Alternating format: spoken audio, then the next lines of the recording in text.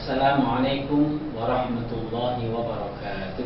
Waalaikumsalam warahmatullahi wabarakatuh. Alhamdulillah wasyukurillah wassalatu wassalamu ala rasulillah Sayyidina Muhammad ibn Abdillah wa ala alihi wa sahbihi wa man tabi'ahu da'walah. Rabbi syrah li sadri wa yassir li amri wa hlul 'uqdatam min lisani yafqahu qawli. Amma ba'd.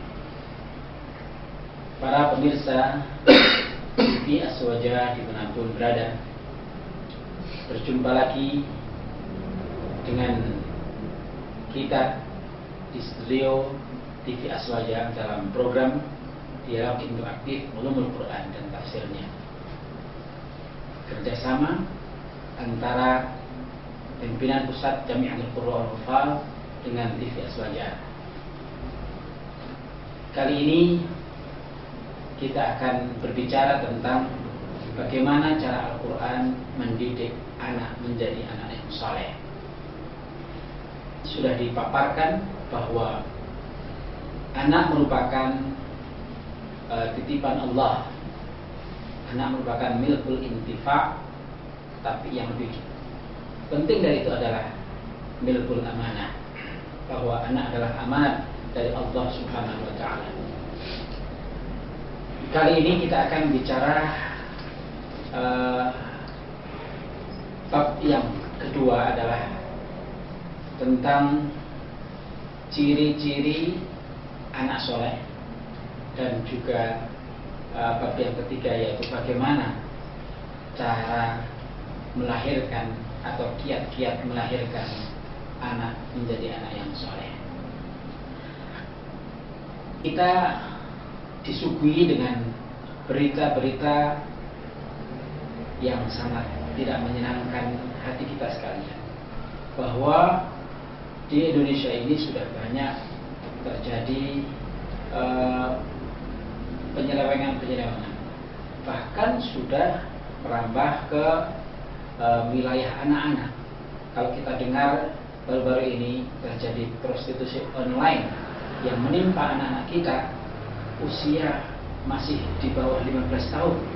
Bayangkan, ini kan menjadi catatan utama bagi kita selaku orang tua, bagaimana nasib ke depan anak-anak Indonesia ini kalau kemudian kita tidak mencoba untuk membenahi sedini mungkin. Tentunya kita tidak kepingin kehilangan generasi kita selanjutnya. Para pemirsa TV Aswaja, kita kehadiran di sini seorang pengasuh pesantren mahasiswa LSIK atau Lingkas Studi Al-Quran Jakarta. Beliau adalah juga dekan PT IKI Jakarta. Terima kasih Bapak Dr. Ki Haji Husnul Hakim yang sudah hadir kembali di studio kami. Semoga kehadiran Bapak dicatat oleh Allah SWT sebagai amal soleh. Dan juga kita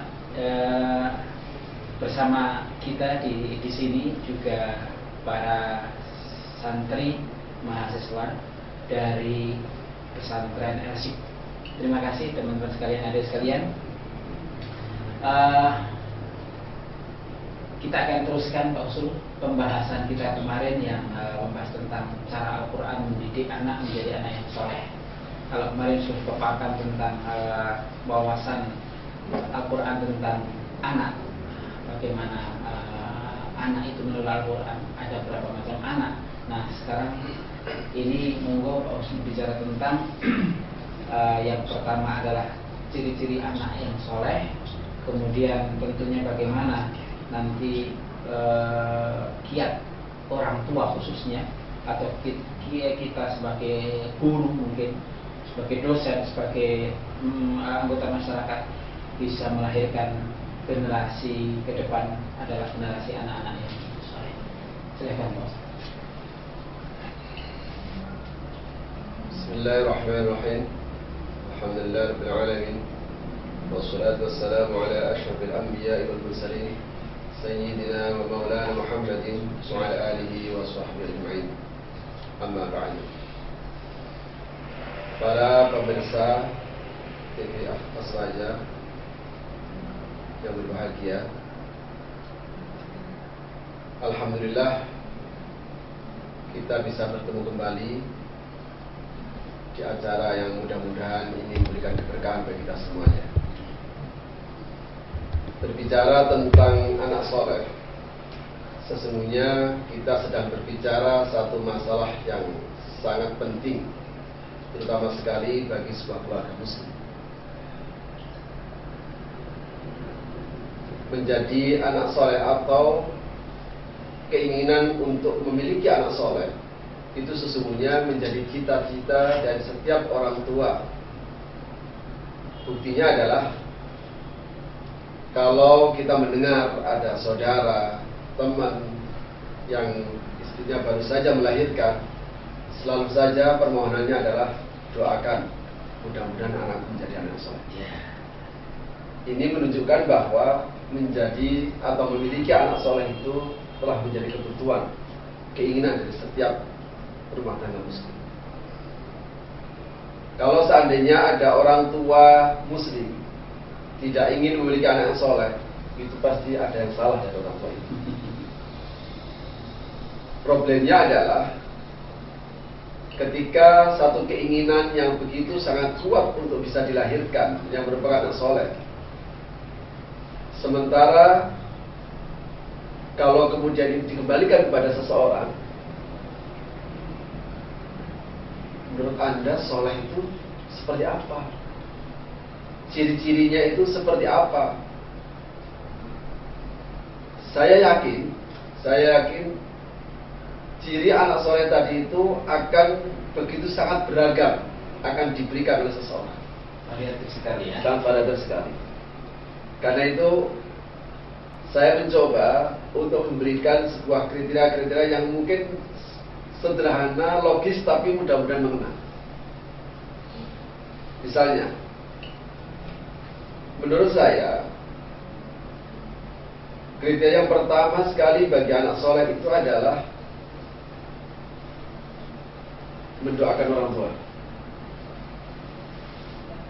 Para pemirsa televisi Aswaja rahimahullah, mendoakan orang tua sepertinya sesuatu hal yang sederhana.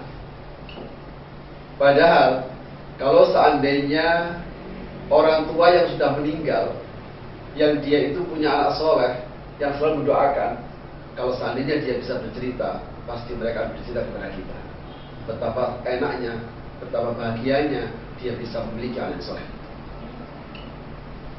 Tetapi meskipun begitu, meskipun mendoakan itu hal yang sangat sederhana, tapi belum tentu setiap anak itu punya kesadaran untuk mendoakan orang tuanya, kalau memang itu tidak pernah diajarkan. Ini ada sebuah kejadian nyata. Ada sebuah rumah tangga, kalau dilihat dari background pendidikan si anak itu, ini berhasil. Dia punya dua anak, sama-sama sekolah di luar negeri. Bahkan yang kakaknya ini sudah menjadi doktor, adiknya juga menjadi kandidat doktor. Sama-sama di luar negeri. Artinya dari sisi pendidikan semua orang akan mengenalkan jempol.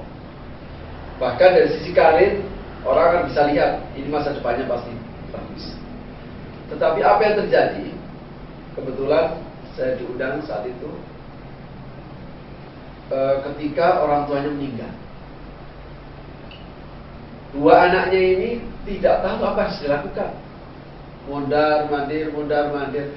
Bahkan dia menyolatkan tidak bisa, apalagi mendoakan. Masya Allah. Padahal kita tahu sesungguhnya yang kita butuhkan dari anak-anak kita bukan hartanya, bukan popularitasnya, bukan ilmunya, bukan apapun, tapi cuma doa itu yang kita butuhkan. Maka wajar kan Rasul mengingatkan, idza mata ibnu Adam inqada 'amaluhu illa min salat. Salah satunya adalah jika seseorang itu meninggal, maka semuanya putus kecuali 3 hal. Salah satunya adalah waladun shalihun yad'u lahu. Ini yang menjadi landasan saya bahwa mendoakan orang tua itu menjadi kriteria soleh yang pertama bagi seorang anak. Pada titik ini berarti kan sebagian orang tua itu ada anggapan yang kurang tepat tentang kriteria anak soleh. Dan kalau itu kan sebagian orang kan menganggap bahwa soleh itu diantaranya adalah ketika sebetulnya sukses. Itu tadi dengan contoh kasus bahwa dua anak dengan satu gelar, satunya doktor, satunya kandidat doktor. Tapi begitu orang tuanya meninggal, kok tidak tahu apa yang harus dilakukan. Dan ini tentu saja suatu hal yang miris sekali. Maka orang-orang tua kita itu begitu sangat bijak sesungguhnya, sudah mengajarkan Rabbighfirli wa liwalidayya warhamhuma kama rabbayani shaghira. Itu sesungguhnya ya dia mungkin hanya sekedar menghafal lafadznya, artinya, tapi sesungguhnya itu adalah penanaman sejak awal, di mana itu akan kemudian suatu saat itu akan terus berlanjut dan terus berlanjut. Dan mungkin hidup ketika orang tuanya masih hidup, barangkali tidak begitu dibutuhkan. Tetapi ketika orang tuanya sudah meninggal, itu justru yang paling berharga bagi orang tua, bagi anak-anaknya. Kemudian yang kedua, saya melihat bahwa kriteria anak soleh itu adalah sesuai dengan kata ini, karena soleh di dalam Al-Quran itu lawannya adalah fasad. Fasad adalah rusak itu tidak memberikan manfaat. Maka saya memahami bahwa anak yang soleh itu bukan hanya sekedar anak yang baik. Anak yang soleh adalah anak yang bisa memberikan manfaat bagi orang lain. Nah, manfaat bagi orang lain, tentu saja orang lain dalam hal ini yang terpenting adalah orang tuanya. Mari kita sejenak untuk menganalisis dari firman Allah yang satu di surah Al-Ankabut, yang satu di surah Al-Ahqaf. Ayat ini sama. A'udzubillahi minasyaitonir rajim. Wa wassaynal insana biwalidayhi husna. Itu di Al-Ankabutnya. Yang satu, wa wassaynal insana biwalidayhi ihsana. Sebetulnya dengan kata husna, yang satu dengan ihsan. Bahwa Sayyidina sama, yang satu husna. Ini kalau dalam bahasa Indonesia sama-sama. Kami wasiatkan kepada manusia agar berbuat baik kepada orang tua. Sama, mau husnan, mau ihsan, sama-sama berbuat baik. Tapi kalau dalam kaidah tafsir tidak bisa. Karena penambahan kata, ada sebuah kaidah namanya ziyadatul makna tadullu ala ziyadatul makna. Kalau husna dari hasuna, kalau ihsana dari ahsana. Nah, mungkin akan menjadi sangat lebih jelas kalau seandainya saya ingin coba untuk memberikan sebuah gambaran. Ketika seseorang itu kuliah misalnya, ketika seorang anak kuliah misalnya, dan di kuliahnya tadi itu dia dikenal sebagai mahasiswa yang baik,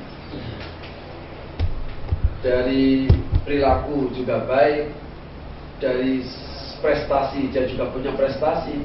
Tentu saja dengan prestasi dan kebaikan yang dia miliki akan ada sekian banyak orang yang memujinya karena kebaikan itu. Pemirsa sekalian, sesungguhnya ketika seseorang itu mendapatkan pujian dari orang lain karena kebaikan-kebaikan yang dia miliki, sesungguhnya ini yang saya pahami, dia sebenarnya telah berbuat baik kepada orang tuanya secara tidak langsung. Ini yang saya pahami dari wawassaynal insana biwalidayhi husna. Kenapa? Karena ketika seseorang anak yang baik tadi dipuji orang lain, sebenarnya dia tidak puji dia, tapi sebenarnya dia puji ibunya. Kemarin kita telah bilang ada anak pola, bapak berada. Maka anak buruk orang tua juga akan kena, anak yang baik dia juga kena. Dia masih belum sebenarnya. Tapi sesungguhnya dengan baiknya tadi itu orang tua akan mendapatkan efeknya. Ya ini bisa juga kasus sebaliknya ya. Kalau ada anak nakal di kampung-kampung itu kan, misalnya ada anak nakal, kelahi sama temennya, dan ketahuan sama RT-nya gitu. Yang pertama kali gitu kan, ini anak sopo. Ya. Bapak siapa ya? Bapak ini sopo gitu ya. Ini memang bapak anak pola. Bapak. Tapi Al-Quran ternyata tidak berhenti di sana. Al-Quran berkenaan dengan relasi antara anak pada orang tua tidak hanya berhenti bahwa anak itu menjadi baik. Tidak berarti anak itu menjadi berprestasi, tapi lebih dari itu ihsan. Nah, ihsan itu adalah berbuat kebaikan untuk orang lain. Berkorban namanya, berkorban untuk orang tua. Jadi Al-Quran telah sedemikian rupa mendorong bahwa kriteria anak soleh adalah anak yang berani berkorban kepada orang lain, terutama sebagai orang tua. Iya, kalau dari sisi itu namanya wawasailal insana biwalidayhi ihsan. Ini dari intransit ke transit ya. Jadi dari yang tidak punya maf'ul ke punya maf'ul gitu ya. Jadi memberikan dampak. Kalau tadi dirinya sendiri, itu pun sebenarnya ketika dia baik itu dia sudah berbuat baik pada orang tua, tapi tidak berhenti di sana. Yang terpenting nanti kamu apa yang harus kamu berikan. Kalau gitu, ada sebuah peribahasa yang harus dikoreksi, yang sudah lama dipahami oleh banyak orang. Kita koreksi pengetahuan masyarakat itu. Kasih anak sepanjang penggala, selesai. Kasih ibu sepanjang jalan, yang terus berjalan ini. Ini adalah sebuah peribahasa yang tidak benar, tidak Islami seperti ini. Kenapa? Justru dibalik, kasih ibulah sepanjang penggala, kasih anaklah sepanjang jalan. Makanya selama orang tua itu hidup, maka dia akan menjadi tanggung jawab penuh dari orang tua. Kalau tidak pernah diajarkan anak-anak itu untuk berkorban kepada sesama, ya jangan salahkan kalau anak itu tidak mau berkorban kepada orang tua. Maka inilah diwasiatkan oleh Al-Quran. Kalau kamu kira-kira begini, kalau kamu jadi anak, kamu nggak hanya cukup, kamu nggak hanya cukup menjadi orang yang baik, tapi kamu harus bisa berkorban pada orang lain, terutama pada orang tua. Maka Rasulullah mengatakan, hasil yang terbaik dari orang tua adalah apa yang dihasilkan oleh anak. Sehingga apa yang dihasilkan anak itu, itulah milik orang tua. Makanya ada dialog seorang pemuda Rasulullah. Saat itu sang pemuda ingin bersedekah, tapi dilarang oleh Rasul. Jangan, kamu masih muda pakai bersedekah, entar aja. Kira-kira begitu kalau saya katakan. Tapi sang pemuda, saya ingin sedekah Rasulullah. Kamu masih muda, pasti kamu masih punya anak, punya istri, punya keluarga. Ya, saya punya anak, punya istri. Ya kalau begitu, cukupi dulu kebutuhan anak istrinya. Apa kata pemuda tadi? Sudah ya Rasulullah, sudah saya cukupi, dan masih lebih. Kalau begitu, kelihatannya kamu punya orang tua kalau masih muda begini. Ya, orang tua saya masih ada. Kalau gitu cukupi dulu orang tuamu. Kata sang pemuda tadi, ya Rasulullah, sudah saya cukupi kebutuhannya, dan ini masih lebih. Oh ya udah, kalau begitu kamu berikan. Apa artinya ini? Ini menunjukkan bahwa wawasail insana biwalidayhi ihsana, berbuat kebaikan dan dia siap untuk berkorban demi untuk orang lain, dalam hal ini adalah orang tua. Ini adalah bagian dari kriteria dari anak soleh. Contoh yang tadi, ini sebuah contoh. Ini ada contoh lagi. Ini ada sebuah keluarga, anaknya satu. Sama dengan yang tadi, coba katanya anaknya dua. Ini anaknya satu. Anaknya satu, kuliahnya nggak tanggung-tanggung di Amerika, di Harvard. Harvard adalah universitas yang paling bergengsi di seluruh dunia. Dan dia bisa mencapai sampai gelar doktor, bahkan dia bekerja di sana, di Amerika. Bapak ibunya ada di sini. Ketika bapak ibunya sudah tua, sebenarnya awalnya bapak ibunya tidak pernah kepikir terhadap anaknya itu. Ya biarkan, karena biasanya senangnya anak kan senangnya orang tua. Ya nggak apa-apa lah. Tuh anaknya di mana? Di Amerika, tinggal di sana. Nggak apa-apa lah. Yang penting dia bahagia. Ya itulah orang tua yang memang. Suatu ketika Allah menguji dia. Padahal setiap orang tua yang ketemu dia, ketemu bapak ibunya itu menyelami lah. Pasti aku juga jempol. Pasti tanya, anak bapak di mana? Itu di Harvard. Wah, top. Ini pasti top. Semuanya akan memberikan acungan jempol. Tapi apa yang terjadi? Allah menguji si anak ini dengan orang tua yang bapaknya sakit. Ketika bapaknya sakit itu, ibunya wajar ya telepon ke anaknya. Nah, bapak sakit, kapan kamu pulang? Anaknya masih nanya, memang sakitnya berat mah? Ya kayaknya sih berat, karena dicampur dengan sudah tua. Ya deh mah, saya akan menyelesaikan dulu pekerjaan saya. Sampai lama tetap tidak ada kabar. Dengan berjalannya waktu, sakit bapaknya semakin parah. Akhirnya apa? Si ibu ini telepon lagi. Nah, kapan kamu bisa pulang? Bapak ini sudah semakin berat sakitnya. Wah, gimana mah ya? Masih nawar dia. Akhirnya apa? Terucaplah dari mulutnya, Ma, kalau seandainya saya pulang sekarang atau besok, kira-kira saya masih bisa ketemu papa enggak? Kata anaknya. Mamanya kaget dengan kata-kata ini. Kemudian mamanya nanya, emangnya kenapa nak? Kalau begitu mah, ini kalau saya nanti gak ketemu orang tua, kalau gak ketemu papa, sayang, karena tiket Jakarta, tiket dari Amerika ke Jakarta itu mahal mah. Subhanallah. Pernahkah para pemirsa sekalian, Anda terbayang bahwa anak Anda kemudian harus berkata gini pada Anda? No, benar. Kita tidak pernah tahu bahwa mungkin dari sisi prestasi dia bisa jatuh jempol, tapi dari sisi nurani rohani dia ada nilainya nol.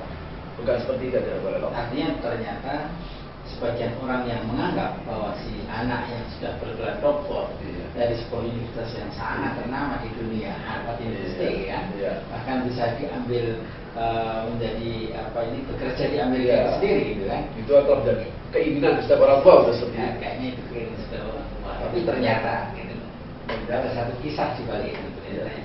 Ternyata gagal dia memerankan sebagai anak yang soleh. Jadi makanya ini harus menjadi perhatian. Jadi tadi kembali kepada masalah tadi bahwa selain mewasiatkan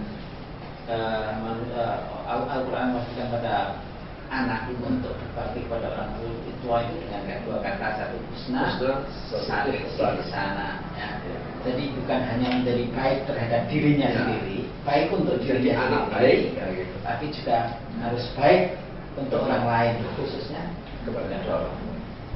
Dan saya kira kriteria ini adalah kriteria umum. Dari latar belakang apapun bisa menciptakan. Karena untuk berbakti kepada orang tua itu tidak perlu harus anak itu sekolah tinggi-tinggi sesungguhnya. Tidak ada persyaratan-persyaratan tertentu. Yang terpenting sejak awal itu sudah diajarkan bagaimana cara berbuat kepada orang tua. Dia harus berani untuk menjatuhkan diri. Saya berikan kriteria contoh sederhana. Kalau suatu ketika orang tua Anda berkunjung ke tempat Anda yang Anda sudah berbakti, kemudian orang tua Anda punya mobil cuma satu dan orang tua membutuhkan mobil itu, secara mendadak, nah, saya janjian sama temanku. Kapan Pak? Sekarang. Padahal saat itu Anda sudah siap-siap akan pergi ke kantor. Pertanyaannya, pilihan mana yang Anda akan?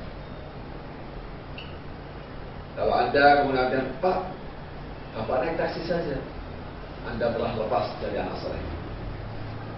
Kelihatannya sederhana, tapi ini menjadi sangat berarti dan menentukan karakter. Jadi mestinya kan tidak begitu. Dia mesti bilang begini, kapan Pak? Sekarang. Kalau dia punya supir, panggil supirnya, antar bapak kemana saja dia inginkan. Mungkin bapaknya nggak mau, karena biasanya bapak itu tidak mau merepotkan anaknya. Dia bisa bilang begini, kau salah, saya jangan Pak, bapak saya dari mobil kemana saja, saya masih muda, saya naik taksi. Itu baru masalah. Ya, artinya ada aulawiyat ya, aulawiyat itu. Jadi mengedepankan kepentingan orang tua dibanding kepentingan dirinya sendiri, sepenting apapun dirinya sendiri. Itu ternyata di sini menjadi juga salah satu kriteria untuk menjadi bukan hanya sekedar soleh tapi akhlak ya. Makanya ada lagi begini. Kalau Anda ingin mencari menantu, kan harus ada kriteria soleh. Saya akan berikan tips. Kriteria soleh itu sederhana saja. Yang pertama, pastikan bahwa calon menantu dari menantu anak Anda atau pasangan dari anak Anda itu adalah sholat lima waktu yang terjaga. Alasan rasionalnya sederhana saja. Kenapa sholat lima waktu terjaga? Karena sholat itu menyangkut urusan dengan Tuhan. Kalau dia ini kemudian sholatnya tidak terjaga, berarti dia berani kepada Allah. Allah ada sang penciptanya. Ya Allah, sama sang pencipta saja berani, apalagi sama makhluknya, lebih berani lagi. Yang kedua, kalau Anda ingin mendapatkan jodoh yang kedua ini adalah berbakti kepada orang tua. Berbakti kepada orang tua, terutama sekali berbakti kepada ibunya. Ini penting. Kenapa? Alasan sederhananya adalah, kenapa harus pada ibunya? Karena ibunya lah yang mengandung, ibunya lah yang melahirkan. Kalau anak ini sama ibunya saja tidak berbakti, apalagi sama Anda sebagai mertuanya. Sama ibunya yang melahirkan saja berani, apalagi sama mertuanya. Pas. Maka ini iya, ya artinya menjadi bagian menantar calon menantu ya. Jadi kalau tidak selalu harus sekolah di mana, ini dulu pastikan dulu bahwa kenyataannya dia kuliah di PTIG misalnya, dia kuliah di UIN atau dia kuliah di mana saja, nggak penting. Yang penting PTIG termasuk putri. Iya lah, apa gimana sih gitu kan. Yang penting ininya dulu, bahwa kemudian dia ada di mana sekolah yang terserah. Nah, saya tambahkan. Masih perlu ditambahkan ini? Ya, boleh. Masih perlu ditambahkan kriteria ini. Masih. Ya. Kriteria yang ketiga, memiliki kemantapan iman. Nah, para pemirsa sekalian, rahimahumullah, kita bisa mengiblat dalam hal ini kepada kasus Nabi Yakub. Bagaimana kita melihat seorang anak dari Nabi Yakub begitu sangat tegarnya untuk mengatakan ketika bapaknya bertanya, "Mata buduna min ba'di?" Nah, kamu nyembah apa? Tegar dia katakan, "Pak, jangan khawatir. Na'budu ilahaka wa ilaha abaika Ibrahim wa Ismail wa Ishaq ilahu wahidah." Gak usah khawatir, Pak.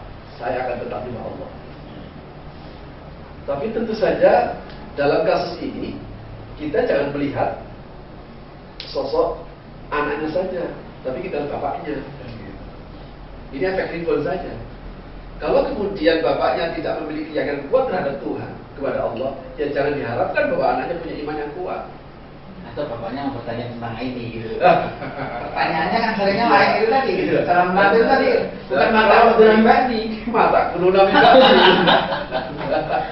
Jadi kalau seandainya yang dikhawatirkan itu masa depan menyangkut dunia, pantas saja anaknya nggak pernah berpikir tentang Tuhan. Bagaimana kita bisa punya keinginan untuk memiliki seorang anak yang memiliki iman yang kuat? Kalau pertanyaan mata kudu badi. Nah, si bapak mau mati. Gitu ya. Kalau nanti bapak mati, kamu makan apa? Subhanallah. Kita akan kehilangan anak kita nanti. Kalau kita harus mengkhawatirkan dari sisi ini. Karena kita tahu, sebagai muslim sudah tahu betul bahwa rezeki itu Allah yang ngatur. Berarti para orang tua harus bercermin dengan Nabi Yakub ya. Bagaimana menanamkan akidah, menanamkan keimanan kepada anak sesungguhnya. Yang penting itu jangan pernah kita ajari anak-anak kita itu cinta dunia. Repot sendiri Anda. Kalau Anda ingin memiliki seorang anak yang memiliki keimanan yang kokoh dan mantap, jangan pernah ajarkan anak-anak kita cinta dunia. Jangan pernah kita perdengarkan ke telinga anak-anak kita bahwa kriteria kesuksesan itu dunia, kesuksesan kebahagiaan dunia. Bapak Ibu, Anda akan repot mendapatkan menghadirkan Muslim.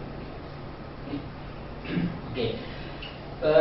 Para pemirsa TV Aswaja dimanapun berada, tadi sudah disampaikan oleh Akhina Karim Dr. Kiai Haji Ahmad Husnul Hakim bahwa ciri-ciri anak yang soleh itu diantaranya adalah mau mendoakan kedua orang tuanya sesuai dengan hadis waladin sholihin yad'ulah itu. Kemudian kriteria anak soleh yang berikutnya adalah karena soleh itu lawan daripada fasad atau fasid, yaitu tentunya anak soleh ini anak yang bisa memberikan kemanfaatan untuk orang lain, terutama sekali adalah orang tua. Ini berkaitan dengan firman Allah di dalam surah Al-Ahqaf, "Wawassayna al-insana biwalidayhi ihsana." Ya. Masih ada satu lagi. Oh, masih ada satu lagi ya? Saya tambahkan, saya Ya. sempurnakan. Masih ada satu lagi kriterianya, yaitu memiliki akhlak yang mulia. Yang ketiga adalah memiliki Keempat. Oke. Keempat. Yang ketiga tadi keimanan yang pokok. Oh iya, kemudian kedua. Yang keempat adalah memiliki akhlak yang mulia. Para pemirsa TV Aswaja, rahimahullah, keinginan untuk punya anak yang berakhlak yang mulia, saya kira itu menjadi keinginan semua. Tetapi saya ingin mencoba memberikan satu kriteria sederhana sebagai langkah yang paling awal. Kalau kita berkiblat kepada akhlak Rasulullah, pertama sekali sifat mulia yang dimiliki oleh Rasulullah adalah al-amin, jujur. Karena itu sebelum menjadi Sebelum jadi nabi, jauh sebelum jadi rasul, dia sudah punya predikat ini, al-amin, bisa dipercaya, jujur dan sebagainya. Maka berlaku jujur, berkata jujur, bersikap jujur, itu adalah kriteria awal bahwa ini akhlak yang baik. Nanti dari kejujuran itu akan kemudian menurunkan akhlak-akhlak yang mulia yang lain. Saya berikan contoh, ada sebuah kasus begini. Ada seorang ibu, saat itu sebenarnya kasus ini menimpa anak saya. Anak saya saat itu kelas 2 SD. Ditanya sama ibunya, dikasih uang jajan 1.000, uang jajan bisa 500, cuma tidak ada 500-an. Akhirnya dikasih 1.000, cuma dipesan sama ibunya, ini ibu saya kasih 1.000, nanti yang 500 kembalikan ya. Ternyata ketika pulang sekolah, anak saya ini diam aja, nggak bilang, nggak ngasih itu. Saya lupa kelas 1 atau kelas 2. Tentu saja ibunya ini kan gelisah, bilang ke saya,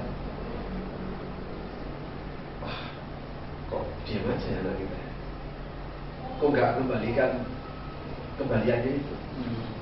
Kita jangan melihat angka 500-nya, tapi di situ kegalauan kita tidak berlaku jujur itu yang kemudian menjadi permasalahan. Akhirnya apa? Ibunya bertanya gini, "Nak, mana yang 500 ini?" Wah, kaget dengan pertanyaan ini. Saya yakin bahwa dia nggak berani ngomong begini karena khawatir ibunya marah. Kan gitu ya. Wah, kaget. Kenapa, Nak? Bu, kan biasa nggak salah. Bu, dia nggak berani ngomong. Kenapa? Hilang.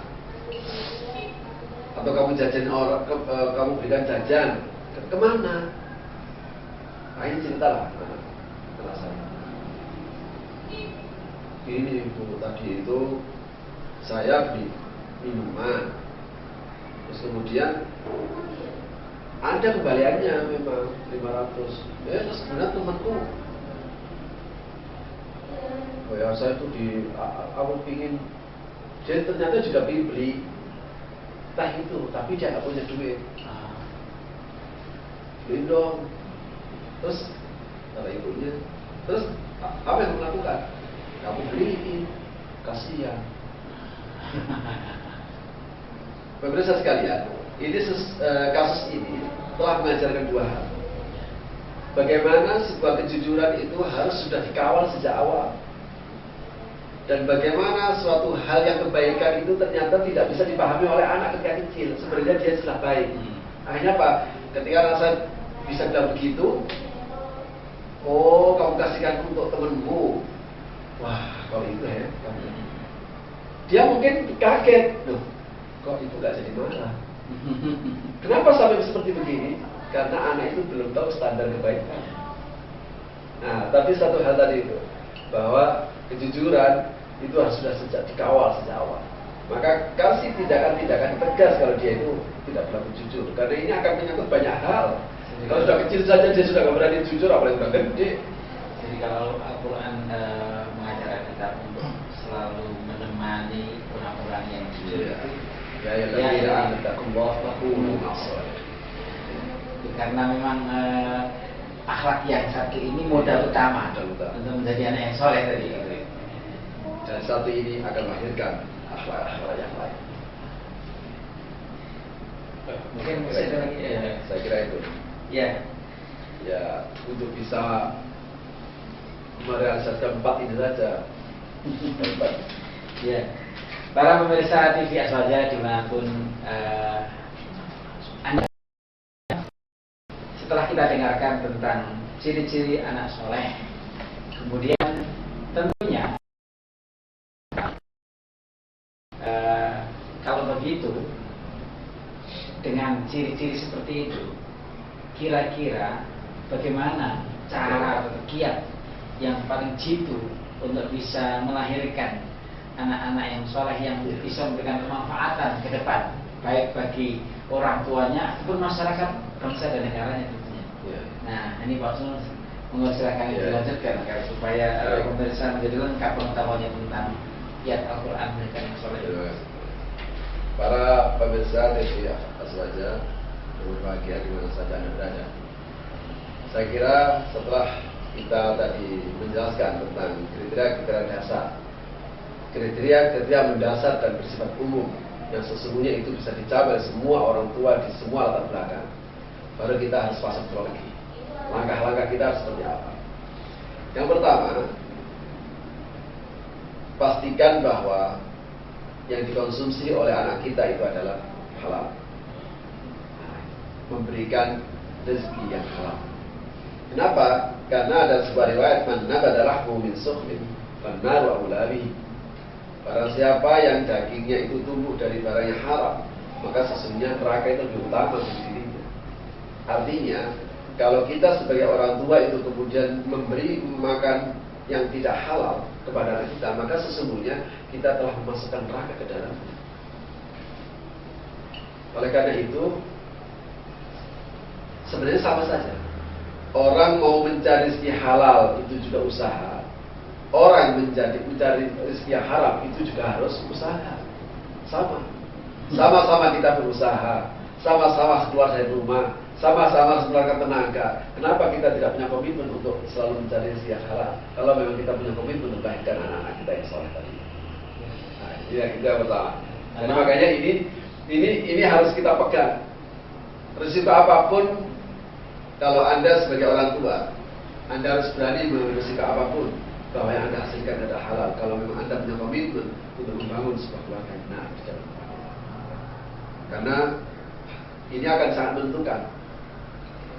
Akan sangat menentukan dari perkembangan jiwa seorang anak itu, dari apa yang dikonsumsi. Ini pertama sekali, karena ini yang paling berat. Yang paling berat, makanya kalau Anda mau berangkat kerja,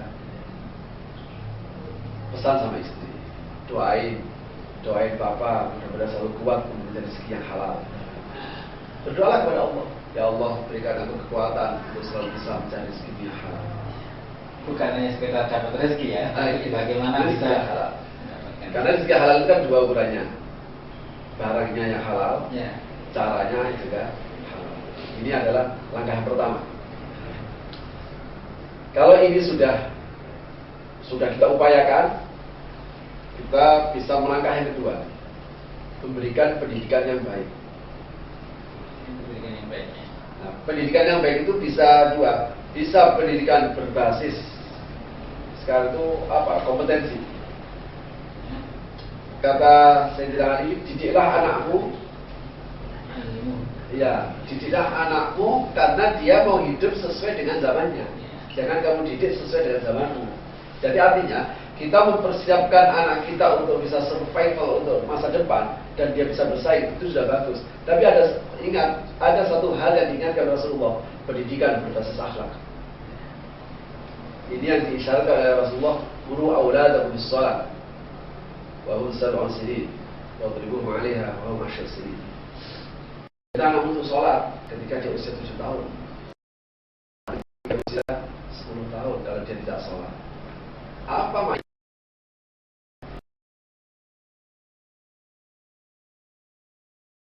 Mengajarkan kepada kita, tanamkan nilai-nilai kebaikan itu sejak dini.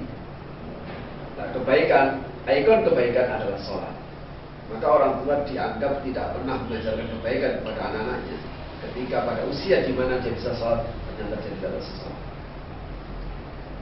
Meskipun orang tua itu memberikan pendidikan yang luar biasa untuk anaknya, meskipun anak itu sekolah sampai di mana-mana, kalau kemudian dia tidak bisa sholat, maka sesungguhnya dia tidak pernah memberikan pendidikan apapun kepada anaknya. Pendidikan dasar. Pendidikan dasar. Makanya inilah namanya kritik pendidikan yang baik untuk anak itu. Langkah-langkahnya ya. Yang ketiga, nah di sini yang penting, memberikan keteladanan yang baik. Para pemirsa sekalian, para ahli pendidikan telah sepakat bahwa seorang anak itu akan merasa bangga kalau seandainya dia itu bisa langsung meniru orang tuanya. Kalau begitu, Andalah yang akan mendidik. Apa yang sesungguhnya kita ajarkan? Jangan kemudian kita ajarkan karena kekayaannya, ajarkan karena kejujurannya, ajarkan kepada anak kita kerja kerasnya, ajarkan kepada anak kita komitmen untuk selalu berada yang benar, ajarkan kepada anak kita hal-hal yang mendasar dalam agama itu. Nah, kalau kemudian anaknya tidak mendapatkan contoh dari orang tuanya, jangan lari pada orang lain. Jadi uswah hasanah, uswah pertama baik hasanah atau sayyi'ah itu adalah orang tua. Kenapa? Karena memang inilah dalam teori pendidikan itu anak akan merasa bangga kalau dia bisa meniru langsung kejujurannya dari orang tua, meniru langsung taat ibadahnya dari orang tua, meniru langsung dari kepeduliannya dari orang tua. Jangan sampai dia diajarkan A oleh gurunya, bapaknya kasih B. Bapaknya nyuruh sholat, bapaknya nyuruh anaknya sholat, tapi bapaknya nggak sholat, gitu kan? Tapi dia. Kalau ini sampai terjadi, maka sesungguhnya orang tua telah memberi double standar kepada anak. Ini bahaya. Kalau orang Jawa bilang koro orang ninggal kelancaran, itu artinya kan anak ini kan merupakan generasi orang tuanya, gitu. Ya. Anak ini kan cerminan orang tuanya. Makanya di dalam Al-Quran itu, kalau orang tua itu soleh, insyaallah nanti akan memberikan anak soleh. Ini sudah besar kafir. Yang terakhir, memperhatikan wilayah pergaulan anak. Ini lingkungannya. Memperhatikan wilayah pergaulan. Para pemirsa sekalian, mungkin kita bisa berdebat, berdiskusi tentang hal ini. Mungkin kita bisa mengatakan, wah betapa susahnya Pak sekarang ini dengan keadaan ini. Saya hanya ingin ingatkan, kalau seandainya ada berita-berita yang miring tentang persoalan remaja, seandainya kita mendengar ada tawuran antar pelajar, seandainya kita mendengar ada penyimpangan seksual, seandainya kita mendengar ada akibat narkoba yang itu menimpa remaja, yang itu menimpa anak sekolah dan sebagainya, saya ingin sampaikan bahwa pastikan bahwa itu bukan anak Anda. Pastikan itu bukan anak kita. Terserah caranya bagaimana. Kita nggak perlu harus berapologi untuk diri kita. Pak, saya udah sekarang itu aja susah, Pak. Nggak perlu. Biarkan orang yang susah. Tetap kita tetap harus selamat anak kita dari pergaulan itu. Karena kenapa? Karena lingkunganlah yang akan membentuknya. Almar'u ibnu bi'adi. Seseorang itu anak dan lingkungannya. Terakhir sekali adalah, nah ini doa. Selesai. Saya akan katakan bahwa jangan lelah untuk berdoa untuk anak-anak kita. 5 langkah inilah sebuah langkah yang rasional, sebuah langkah yang masuk akal, yang semua orang bisa melakukan. Di latar belakang sosial apapun bisa melakukan. Yang pertama, mencari rezeki yang halal. Yang kedua, memberikan pendidikan yang baik. Ya, ketika memberikan keteladanan, perhatikan yang pergaulan dan gimana berdoa. Saya pernah ditanya, Pak, apakah kalau kelima itu sudah dilakukan anak kita pasti soleh? Saya hanya katakan kepastian hanya milik Allah Subhanahu Wa Taala. Tapi yang akan saya sampaikan adalah Bapak dan Ibu, saudara sekalian, ketika kita melakukan hal lima ini, paling tidak inilah yang menjadi argumen kita di hadapan Allah Subhanahu Wa Taala. Ya, paling tidak sudah ikhtiar. Dan kita ada alasan kita di depan Allah. Ya Allah, saya sudah usaha. Baik ikhtiar horizontal ataupun ikhtiar vertikal ya. Karena doa selalu sudah dipanjatkan ya. Ya. Para pemirsa TV saja yang berbahagia, sampailah kita pada session yaitu mungkin tanya jawab. Karena hadir di tengah-tengah kita ini ada santri mahasiswa LC Jakarta. Silahkan yang mau menanyakan sesuatu. Nama saya Fadlur Rahman. Saya ingin bertanya sejauh apa dan mungkin seberapa ukurannya namanya orang tua itu mendoakan anaknya, anaknya itu mendoakan orang tuanya. Ukurannya itu seperti apa? Ya, yang pertanyaan pertama adalah dari Mas Fadlur Rahman ya. Yang kedua, kan? Ya, Saiful Hidayat bertanya, ya kan tadi banyak hubungan timbal balik antara orang tua dan anak, dan bagaimana kalau seandainya anak itu sejak kecil sudah tidak ada orang tuanya, apakah masih adakah peluang bagi dia untuk menjadi orang soleh, dan siapa yang bertanggung jawab atas kesolehan atau tidaknya bagi anak itu? Pertanyaan yang bagus sekali ini. Ya, silakan Mas Ul. Ini ada dua pertanyaan karena waktu yang terbatas. Yang pertama adalah dari Fadlur Rahman, sejauh mana peran doa ya, batasan doa orang tua pada anak. Kalau menyangkut doa ini ya tidak ada batasnya. Ada orang tua itu karena begini, Pak, saat saya ini sudah berdoa, gitu kan. Barangkali itu silakan itu kesah sebagian orang. Ya, saya pada sudah berdoa, sudah sholat, berdoa, tapi anak saya masih bandel, gitu. Saya bilang, Ibu, itu bukan karena doa itu tidak dikabulkan, tapi sesungguhnya menurut saya Allah sedang menguji ibu kesabarannya. Gak usah khawatir, doa itu akan dipegang oleh Allah, dan tentu saja Allah akan memberikan pada saatnya. Cuma kadang kita saja yang tidak sabar. Maunya saya bilang begini, Ibu, gak usah khawatir, berdoa aja terus. Nanti efeknya akan ada meskipun ibu kemudian meninggal dulu. Waduh, maunya saya itu sebelum meninggal saya baik. Emangnya jadi Tuhan siapa? Kan gitu. Jadi tidak ada kata batas. Pokoknya berdoa saja. Kenapa? Karena efek doa ini pasti akan ada. Pasti akan ada. Makanya jangan lelah untuk berdoa. Anak juga begitu, apalagi anak. Makanya doa anak kepada orang tua itu bukan karena orang, misalnya gini.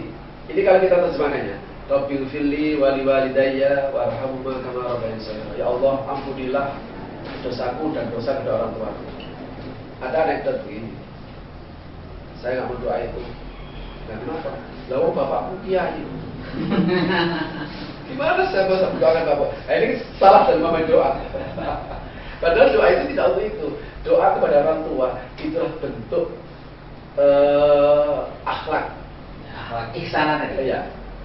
Doa tadi itu bukan karena orang tua kita salah, bukan itu. Itulah sebagai balas budi kita. Sama ketika berdoa pada Rasulullah kan. Apa Rasulullah itu kemudian banyak dosanya, kemudian kita bersalah padanya? Tidak. Jadi doa itu adalah sebagai bentuk balas budi kita kepadanya. Nah, gitu. Ya, itu yang pertama. Ya. Itu Mas Fadlur Rahman. Kemudian yang kedua, sekali menyangkut anak yatim. Anak yang punya punya orang tua, apakah dia masih punya peluang menjadi anak soleh? Iya. Waduh, siapa yang punya tanggung jawab untuk mendidik ini? Sebenarnya, selama dia masih berada di tengah-tengah masyarakat manusia, bahkan muslim, maka dia tetap masyarakat muslim itulah yang punya tanggung jawab. Masyarakat di mana dia hidup harus punya tanggung jawab. Makanya yatim itu bisa dua makna. Bisa yatim secara hakiki dalam maknanya bapaknya memang nggak ada. Anggap saja yatim jatuh bapak ibunya tidak ada. Tapi bisa jadi yatim itu tidak keurus. Makanya rumah yang nggak keurus itu disebut ad-darul yatimah. Rumah nggak keurus, jadi gitu. Jadi kalau begitu saya bertanggung jawab. Tanggung jawab saudara-saudara. Tanggung jawab kalau tidak ada ya, kok dia itu sendiri. Bapaknya nggak ada, saudaranya nggak ada, semuanya nggak ada. Ya harus dihandle oleh masyarakat. Maka ada hadis yang kafirul yatim, ana wa kafirul yatim. Makanya oleh Al-Quran yatim itu lebih didahulukan daripada miskin. Yatama masakin baru. Kenapa? Karena memang itu rentan untuk tidak mendapatkan itu. Nah, karena tadi itu kan sebenarnya kaitannya dengan tanggung jawab orang tua tadi. Kalau misalnya begini, kafirul yatim ini nggak ada, atau tidak ada orang yang mau, gitu ya. Ini posisi negara, pemerintah di sini menjadi penting ya di sini. Disitulah dan undang-undang sudah mengamanatkan. Ya. Mengamanatkan. Jadi lantas, fakir miskin. Ketika memang orang nggak ada yang mau, ya rusak lah memang. Yaitu kriteria masyarakat yang rusak saja. Misalnya. Misalnya tidak ada negara yang bertanggung jawab. Ya artinya tanggung jawab itu selalu ada di dunia ini. Ya. Selalu ada. Kalau memang ring pertama namanya adalah orang tua tidak ada, nah ini mesti ring keduanya. Terus dan terus. Memang begitulah kita menjadi khalifah di muka bumi ini. Iya. Terima kasih Bang Sul, kayak ini berkaitan dengan waktu, jadi kita akhiri sampai di sini. Para pemirsa TV Aswaja, demikian dialog interaktif yang sangat menarik tentang kiat Al-Quran mendidik anak menjadi anak yang soleh. Tadi sudah dipaparkan panjang lebar oleh Ahli Al-Karim Dr. Ki Haji Ahmad Hussein Hakim, bahwa di sana ada ciri-ciri anak soleh, kemudian juga ada kiat-kiatnya, tadi sudah sebutkan 5 dan seterusnya. Mungkin saya tidak akan memberikan konklusi, justru saya minta kepada Pak Husnul untuk memberikan khulasoh yang qalla wa dalla untuk mengakhiri dialog interaktif kali ini. Terima kasih. Para pemirsa TV Aswaja rahimahullah, sekali lagi bahwa sebagai orang tua yang baik, dia pasti akan menghendaki atau ingin memiliki anak soleh. Saya ingin mengingatkan kembali supaya ingin masuk ke pikiran kita bahwa kita bisa melakukan langkah-langkah itu secara sederhana, yaitu kita pastikan bahwa yang dikonsumsi oleh anak kita adalah halal. Yang kedua, kita pastikan bahwa anak-anak kita itu mendapatkan satu pendidikan yang baik. Sebuah pendidikan yang baik itu tidak diukur dengan mahal atau tidaknya. Sebuah pendidikan yang baik itu memang dia diberikan sebuah kemampuan untuk bisa survival pada masa depan. Tapi yang terpenting adalah pendidikan yang berbasis akhlak. Yang ketiga adalah sebisa mungkin dan sekuat mungkin kita sebagai orang tua harus memberikan keteladanan yang baik bagi anak-anak kita. Apakah baik itu menyambut hubungannya dengan Allah, apakah baik itu hubungannya dengan sesama. Yang keempat, yaitu memperhatikan wilayah pergaulan si anak. Apapun itu, seandainya kita mendengar berita-berita yang miring berkenaan dengan perilaku-perilaku menyimpang dari para remaja, pastikan itu bukan anak-anak kita. Dan yang kelima, doa. Karena doa adalah doa silahul mu'min. Jangan pernah lelah untuk berdoa. Paling tidak 5 ini para pemirsa sekalian sebagai bentuk tanggung jawab kita, dan inilah yang akan menjadi argumentasi kita di hadapan Allah Subhanahu wa taala seandainya kita terjadi somasi oleh anak kita. Jangan pernah sampai disomasi anak kita. Tapi paling tidak kita sudah melakukan langkah-langkah yang selanjutnya. Mudah-mudahan bermanfaat bagi kita. Terima kasih. Terima kasih Pak Usun dan para santri mahasiswa Elsik yang sudah hadir di studio Aswaja TV ini. Para pemirsa TV Aswaja dimanapun Anda berada, demikian dialog interaktif kita kali ini. Semoga dialog kali ini memberikan banyak kemanfaatan kepada kita sekalian, untuk kita jadikan sebagai pegangan hidup di dunia ini demi kebahagiaan kita di akhirat. Saya Jazim Hamidi undur diri dari hadapan Anda. Kurang lebihnya mohon maaf. Allahumma muwaffiq ila aqwamit thoriq. Assalamualaikum warahmatullahi wabarakatuh. Waalaikumsalam warahmatullahi wabarakatuh. Kalamun qadimun la yumannu sama'uhu tanah